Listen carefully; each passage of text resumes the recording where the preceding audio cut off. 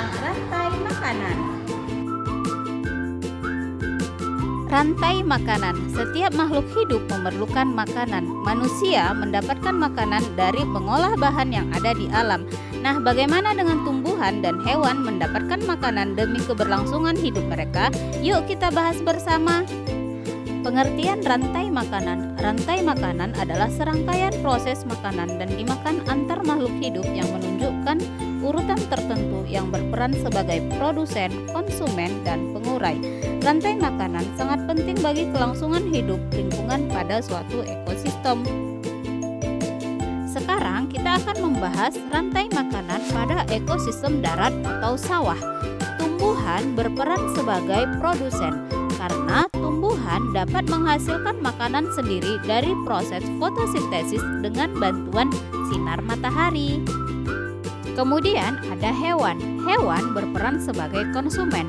Hewan terbagi menjadi dua jenis konsumen. Yang pertama, hewan herbivora atau hewan pemakan tumbuhan.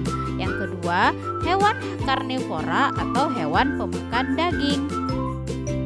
Contoh hewan herbivora yaitu tikus, kelinci, belalang, zebra, dan masih banyak lainnya ya anak-anak ibu.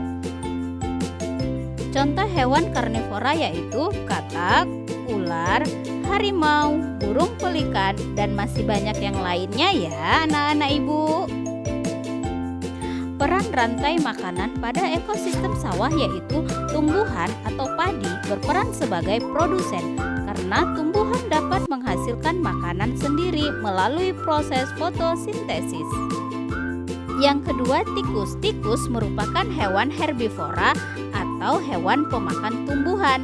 Tikus berperan sebagai konsumen tingkat 1. Kemudian ada ular. Ular salah satu hewan karnivora atau pemakan daging. Ular berperan sebagai konsumen tingkat 2.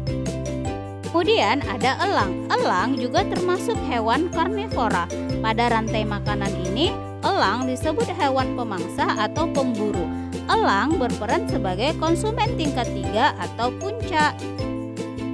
Setelah elang mati, maka fungi atau bakteri akan berperan sebagai pengurai atau dekomposer yang berfungsi untuk kesuburan tanah serta membantu pertumbuhan pada tumbuhan berikutnya.